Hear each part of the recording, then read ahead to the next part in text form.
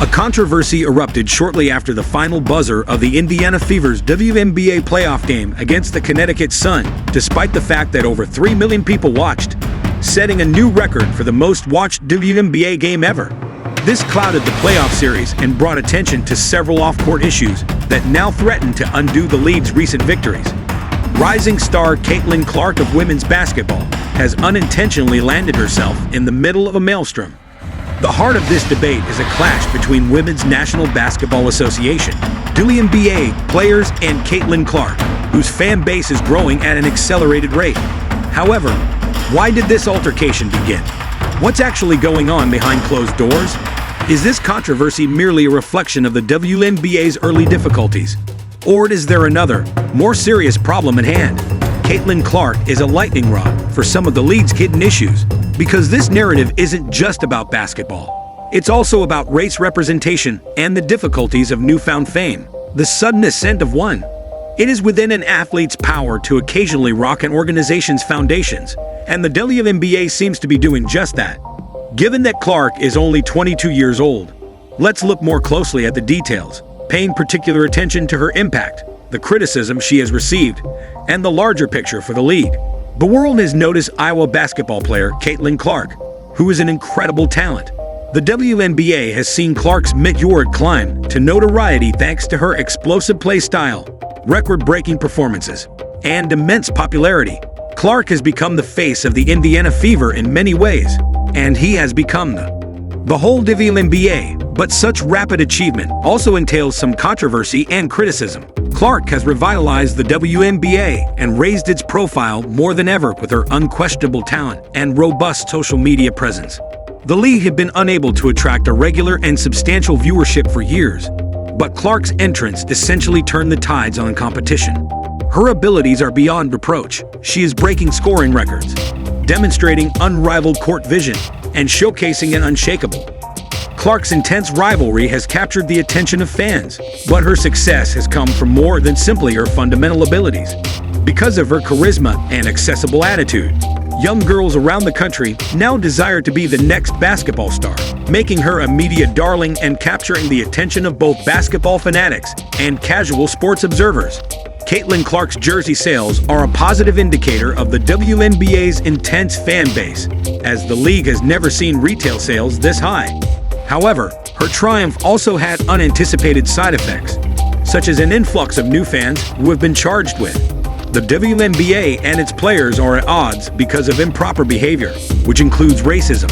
Players have vented their annoyance, saying that the negative energy created by Clark's supporters is bad for the league. After the Indiana Fever's playoff series versus the Connecticut Sun, this tension reached a breaking point. Moving forward, when it came to addressing the matter, Alyssa Thomas didn't mince words.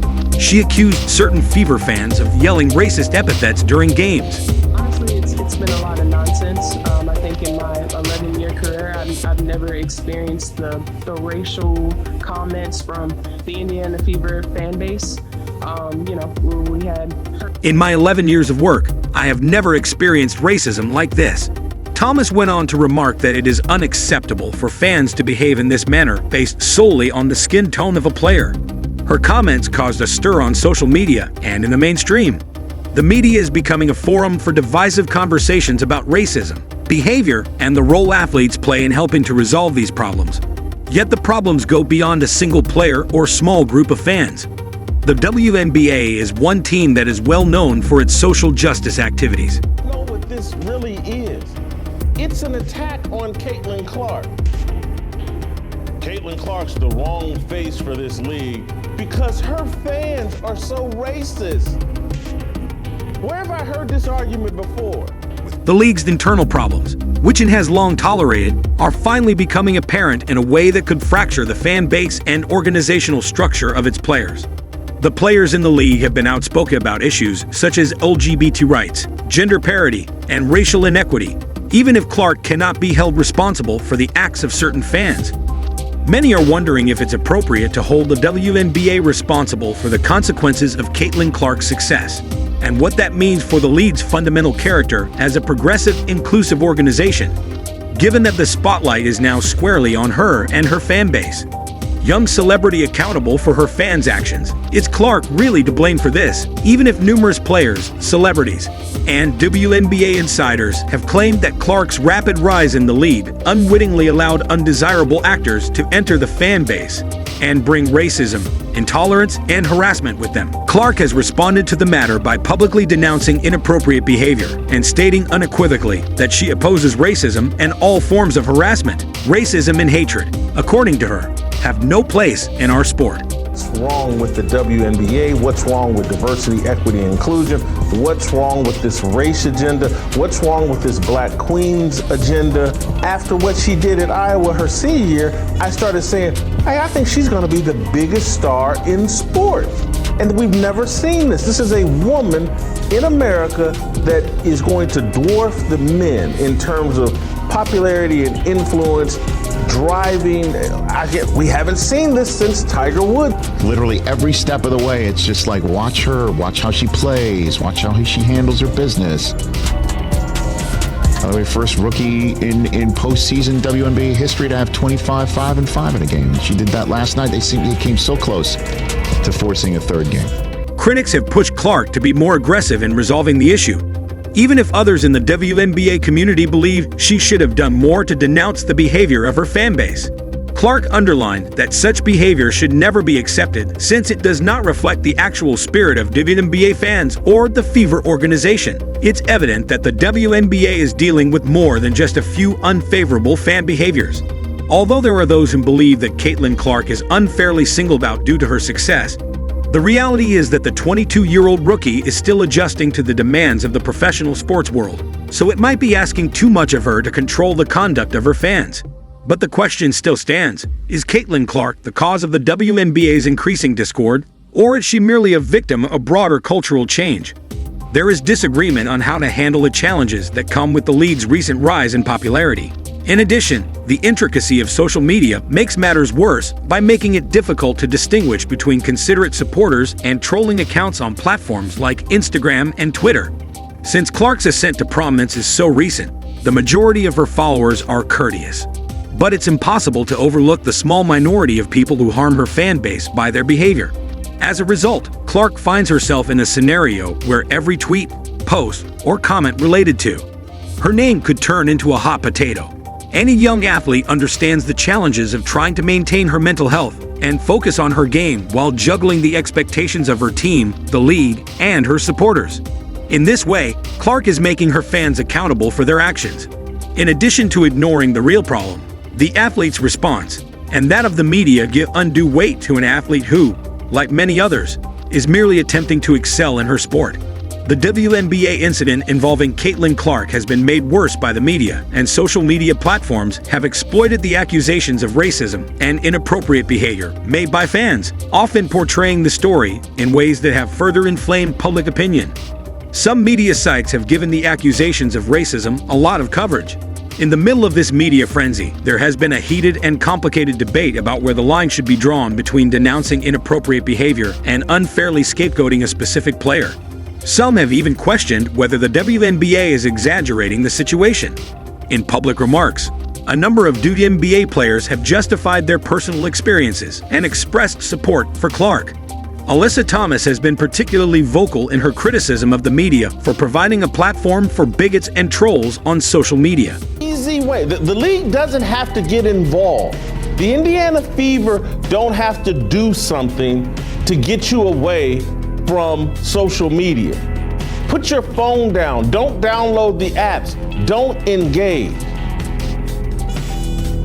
Don't hold the Indiana Fever responsible for people whose tweets. We don't come here to deal with this kind of behavior. We come here to play basketball and appreciate our supporters. Thomas claims that state senator from Connecticut Di Carrington has also been the object of racist, and Clark claims that she sent him derogatory texts following the postseason episode in which she inadvertently struck him in the eye during a game, downplaying the incident.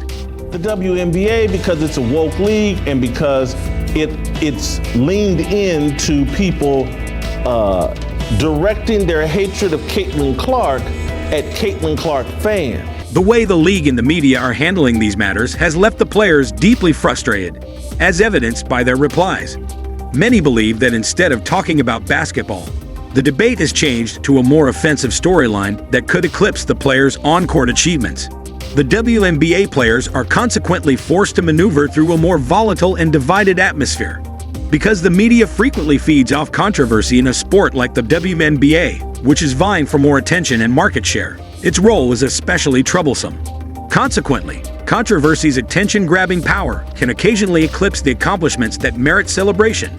For example, talks focused on Clark's eye damage because, although not life-threatening, it allowed the media to exaggerate the true tale of Carrington and her rivalry even further.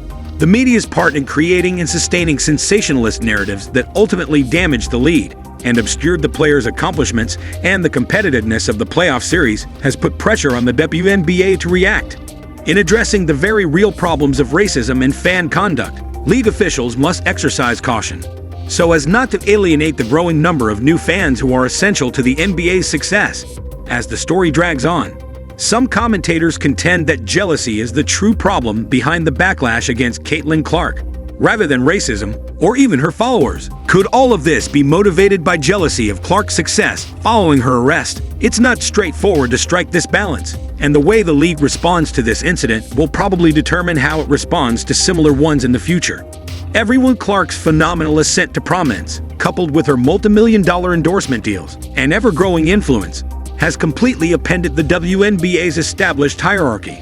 Clark has exceeded some of the league's most well-known stars, many of whom have spent years building their careers without being given the same attention or opportunity, after taking on the position of the league's ambassador essentially overnight.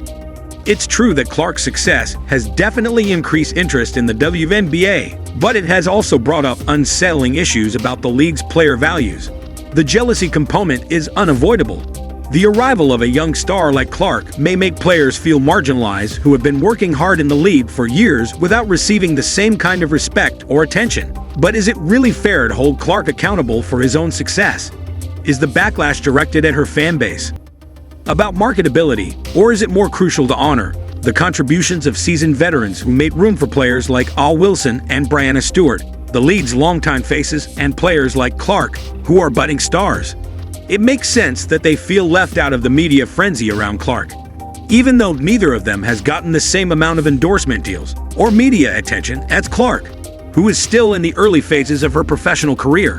The WNBA faces a challenging situation because, despite Clark's undeniable popularity and the league's right to advantage over the momentum she is creating, ignoring the achievements of veteran players in favor of a rookie could cause resentment among the very players who have helped to build the league's reputation.